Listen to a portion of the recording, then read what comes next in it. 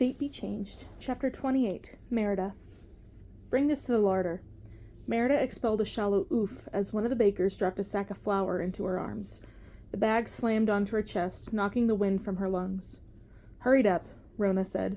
Once you're done here, you're needed in the scullery. But I am not a scullery maid, Merida said. She could not scrub dishes in the scullery wearing gloves, and removing them was not an option. Even after she had filed down her claws, they were still far too noticeable. Rona shrugged her broad shoulders. 'Tis where the boss says you are to be. The boss. Eileen. The girl had better be grateful that Merida was no longer in the business of relying on spells, because if she had been, she would have gotten Freya to turn Eileen into the toad she was. Or a bear. She fit that description far better than Merida did. Eileen seemed to take pleasure in making Merida's life miserable. For the life of her, she could not figure out why. She had not done a single thing to warrant the girl's nasty wrath. Just get through this dinner service. Despite the grueling nonstop work, and after a tongue-lashing from Eileen, of course, Merida's mind was never far from the Great Hall and what was currently taking place there. Ever since the chieftain of Clan Fraser and his son had arrived, the lasses throughout the kitchens had been in a tizzy over the handsome Lachlan Fraser. Merida had not set eyes on her mother's promised mate, but she doubted he was worth the uproar. She took solace in the fact that Eleanor did not seem taken with the Fraser lad. In fact, she seemed to loathe him. In contrast, Merida suspected Eleanor's feelings for Fergus grew fonder every moment the two were together. She should not be surprised. Her mother loved her father. It was the purest love Merida had ever witnessed. She just needed them both to recognize they were perfect for each other. Quickly. She hefted the flour more securely against her chest as she hauled it out of the kitchen. The sound of a voice speaking in a hushed tone caused Merida to halt her footsteps just before rounding the corner on her way to the dry larder. There was nothing unusual about hearing whispers. The lasses who worked in the kitchen shared gossip day and night. But this voice was male. The only man Merida had seen around these parts was Duncan, and he never whispered. She tried to ignore the strain in her arms from the heavy sack as she inched nearer to the corner. She stretched her head as close as possible. That was when she heard the female voice. Was that Eileen? Merida frowned. If there was one thing Eileen did not do, it was whisper. She always wanted people to know exactly when she was around. The woman thrived on exerting her power over everyone who worked under her. Footsteps suddenly began moving toward her. She froze. Before Merida could figure out what to do, Eileen and the mysterious man appeared. Merida's eyes grew wide with surprise and bewilderment as she realized that, based on his attire and his countenance, this must have been Lachlan Fraser. What was Eleanor's betrothed doing in the kitchens? She noticed the strange look that passed between Lachlan and Eileen before the girl turned to Merida and snapped, "What are you doing here?" Merida quickly changed her expression to one of indifference. "I am, returning the flour to the dry larder," she answered. "Rona's orders." Merida chanced another glance at the Frasers' eldest son. He was the complete opposite of her father. Where Fergus was big and burly and lovable, this man was slim and seemed cold. He and her mother would never suit. Lachlan awkwardly cleared his throat and turned to Eileen. "How do I return to the Great Hall? I feel like a fool for getting lost." "I'll show you," Eileen answered. She shot Merida another foul look before guiding Lachlan back up to the corridor they had come from. Lachlan had gotten lost. That explained it. He had probably been on his way to the privy chamber when it happened. Merida was not surprised. She had found herself lost on more than one occasion in the few days she had been in this massive castle. And yet, there was not a privy chamber for guests anywhere near this area. The chieftain's son would have had to get really turned around to find himself all the way in the kitchens. And why had she heard him whispering to Eileen? If he had been lost, would he not have just asked for directions and been on his way? The two had stood there in the shadows for several minutes before they encountered Merida. She tried to shake off the uneasy feeling traveling down her spine. There was no cause for suspicion here. She was being foolish. But Merida also knew better than to dismiss her instincts. Another thing her father had instilled in her was to always trust that feeling in her gut. He insisted that would save her when everything else failed. So what was her gut trying to tell her this time? Merida hated to think that anything untoward could be going on between these two, but it would make sense. Could Eileen and Lachlan be engaged in some sort of dalliance? Would the girl be so bold as to do such a thing to the princess of her kingdom? Merida did not like Eileen one bit. But to levy such a charge against her was extreme, and yet something seemed off about Eileen and Lachlan's supposedly random encounter.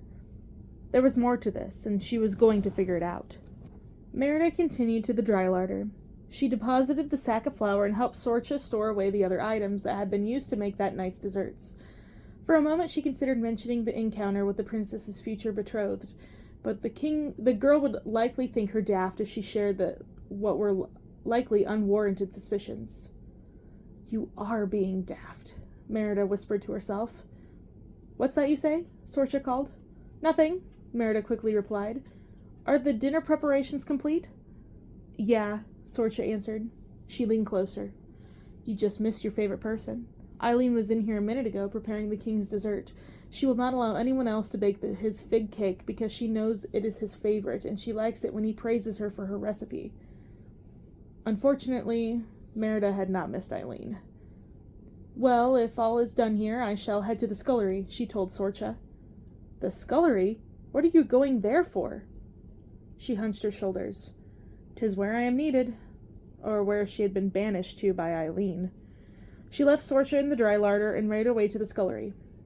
Unfortunately, there was enough distance between the wash basins to keep her hands out of sight of the other girls gathered there. Merida removed her gloves and set out to wash the dishes. Her pointy nails were visible, but not as long as earlier in the day. Still, she would need to file them down as soon as she was able to get away. She seemed to spend all her time filing the claws and shaving the prickly bristles that continued to pop up at her jaw and neck. Her hair had begun to sprout all over her body, but she had time to rid herself only of which could be seen by others. As much as she tried to tell herself she did not mind, after only 10 minutes of scrubbing with the hot water and harsh lye soap on her already raw, plucked hands, Merida was ready to do just about anything to end her time in the scullery. As she carried an armful of spoons and ladles to the basin, she slipped on the wet floor, earning giggles from the girls at the other wash basins. "What did you do to Eileen for her to send you here?" the one named Isla asked. "I took a breath," Merida said. Isla looked at her strangely before she burst out laughing. "Don't," the other girl said. "She'll come running." Everyone knew who the girl was referring to. It had been obvious to Merida that the only people who did not despise Eileen were the people who were trying to get into her good graces. Merida did not pay much attention to staff politics, but she had seen enough of what went on at the Castle Dunbrock to know how these things worked, and she wanted no part of it. She would stand at this wash basin and scrub pots until her fingers fell off before she gave Eileen the satisfaction.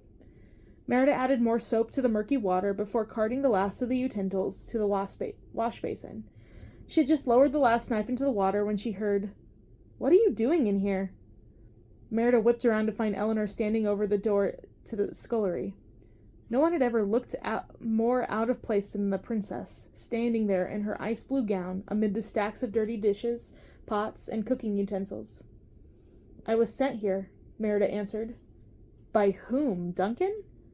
Merida shook her head. Eleanor's forehead dipped into a frown, and then her lips thinned.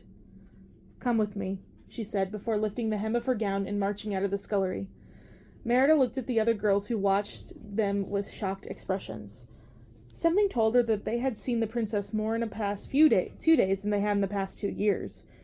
Merida quickly dried her hands and arms with a rough square of linen and slipped on her gloves before following behind Eleanor. "What are you doing in the kitchens?" she asked Eleanor as she walked just behind her. "I would have thought the meal would still be going on."